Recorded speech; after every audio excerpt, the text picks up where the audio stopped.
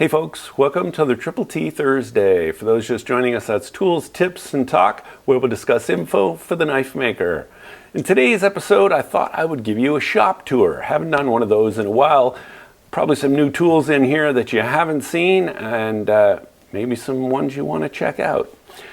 For anything that I've done in the shop or any tools, things like that, that I've done videos on, I will put the Triple T number down in the corner so you can go check that out.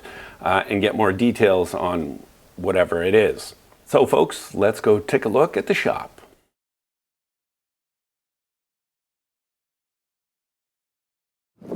So here's a view of the shop with the door open. We'll start at the forging area. Normally the forge and the propane are outside, and I'm using the press and the rolling mill. Let's go take a look at those. Here's a look at my 30-ton press. I've done several videos on this and how to build it, so check those out.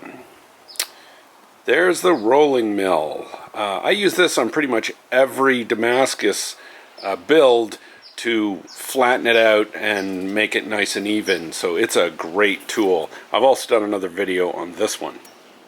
Here's my main anvil where I do most of my hammer work. It is a 170-pound Lakeside hay button anvil.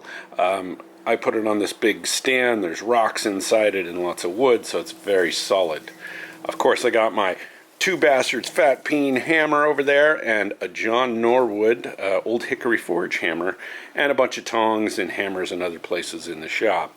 Over here behind the press and the rolling mill is just a bit of forging storage. I've got a swage block. This is from Holland Anvil.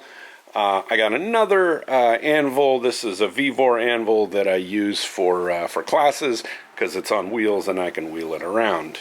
Various buckets of kerosene and flux, and there is, you can barely see it, but there's a little Atlas anvil down there and a smaller swage block.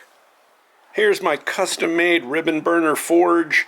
It is an 18-inch long and a 12-inch diameter forge. It gets super hot. I've recorded this thing going up to 2,400 degrees Fahrenheit, and I'm sure I could push it hotter. Not that I have a need.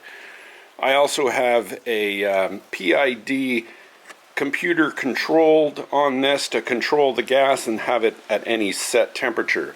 I've done videos on both of these. Now we'll start over in this corner. I've got my custom-made apron, bolt storage for nuts and bolts and things for the Sand Shark assembly, and also the Perfect Blade sharpening attachments.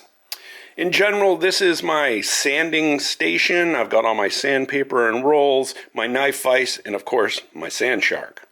This is where most of my work gets done. This is my main work table. I've got a granite surface plate here. I've got all of my tools, PPE, all of this kind of stuff here. You can see I'm working on 2 katanas right now, and also a folder over there, and a Corona. This houses all of my tiny little drills and parts for folders. That's my optical center punch, wrenches, things like that. Underneath is just various hand tools and my guillotine tool and some other things that are generally close to the forging station. I've got a Harbor Freight swivel vise here, which is a relatively new addition. And we move on to the grinding station. I've got my belt storage up here for all of my belts that I get from Maritime Knife Supply. And here are my grinders. My main grinder is a Broadbeck. It's a workhorse, does everything that I need. I've got all the attachments up here that I'll show you. I also have a house-made grinder over here as my secondary grinder. The only reason I use the Broadbeck as my main one is because I like this tilting rest, which doesn't fit perfectly on the house-made. So I do kind of prefer this one. There's all my attachments storage. I have a surface grinding attachment, a large wheel, a rotary platen. That's the platen for the house-made, and I've got the small wheel attachment on it right now. So moving on, here's a brand new grinder. This is the disc grinder that I just picked up last weekend from my buddy Rick Hall.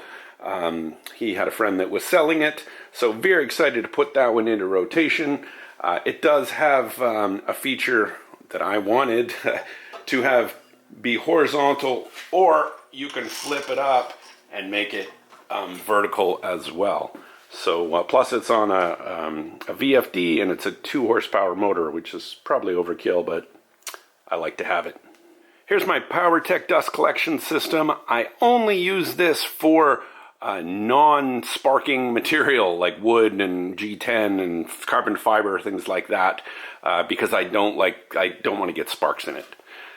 There's my big even heat. This is a 46-inch vertical kiln. I use this for big items like swords, aka katanas, that are on the counter.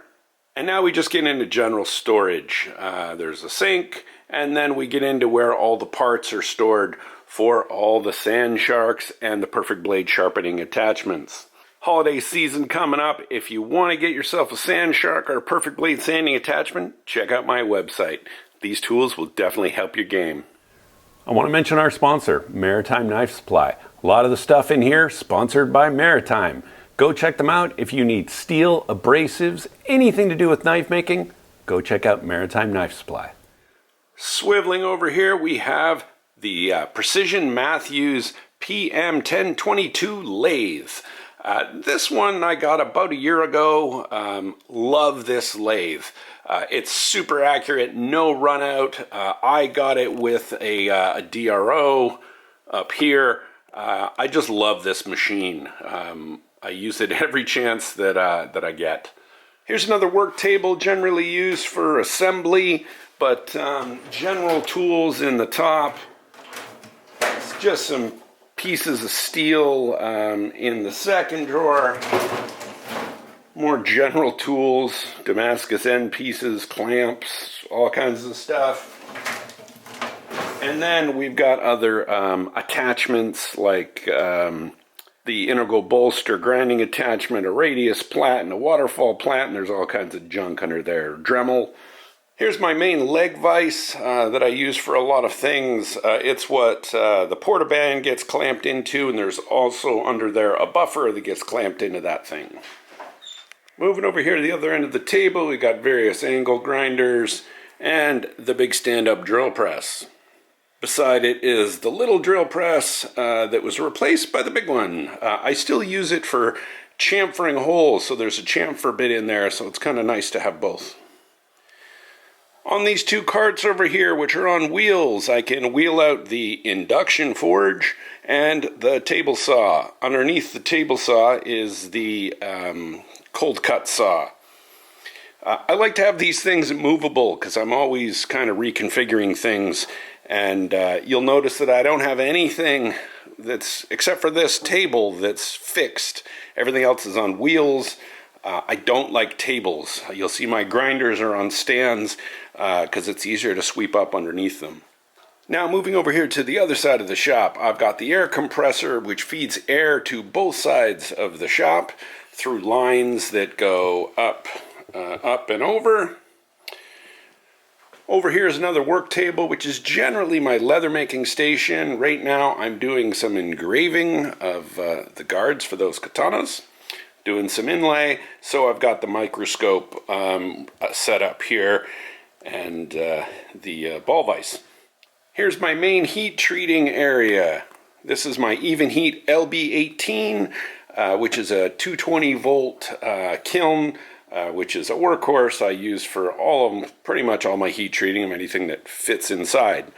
I've got some stainless steel quench plates down here, some aluminum plates, and there's various storage of things down here like distilled water, gator piss, oil, and there is my quench tanks. Now we have the welding station. Underneath is some casting equipment. My two welders. I have a titanium 200, which is one of Harbor Freight's welders. It's a great MIG welder, not so good of a TIG welder, so I have another TIG underneath there. And now one of my favorite machines in the shop, the Kent surface grinder. This is a It's actually a 612, meaning it has a 6-inch by 12-inch mag chuck, but this one actually fits a 618. It has enough travel. So this was a great purchase. I think it cost me about $2,800. It's obviously used, made in 1980, but fabulous machine. Nothing beats a good surface grinder. I also did the belt conversion for this so that I can run 2x72 belts instead of just a stone wheel, and there's a video on this. Over here we've got my blasting cabinet. Underneath is my router table. This is the HRC tester, which is covered just so it stays nice and clean. Beside the HRC tester, I've got a tool chest, which is basically my handle material storage. I'll show you what's in the drawers. Up on top, we've got all of my steel for Damascus and some other random stuff.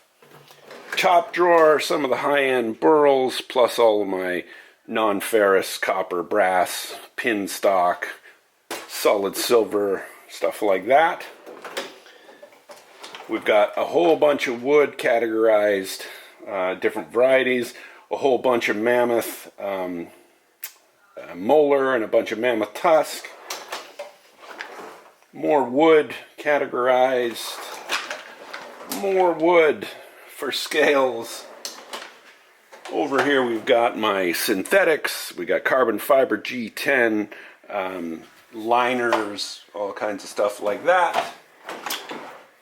More wood, some synthetic wood, a big piece of Amboina, some Coca-Cola, a bunch of tiger maple.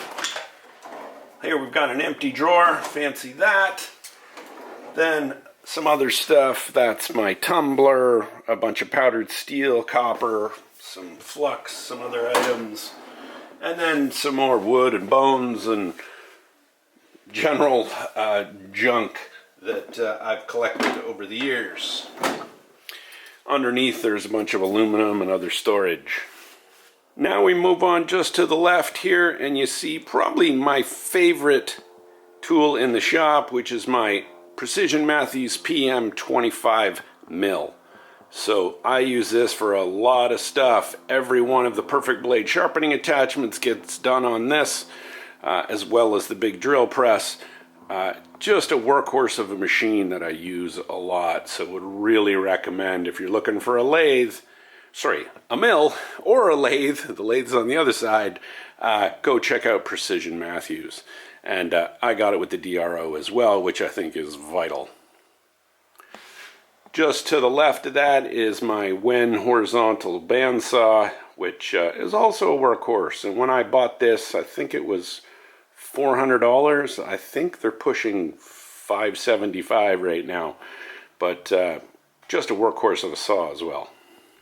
Thanks for joining me on this shop tour today, folks. If there's something I didn't talk about, leave me a comment down in the comments section and I'll tell you all about it. Thanks, folks. See you on the next one.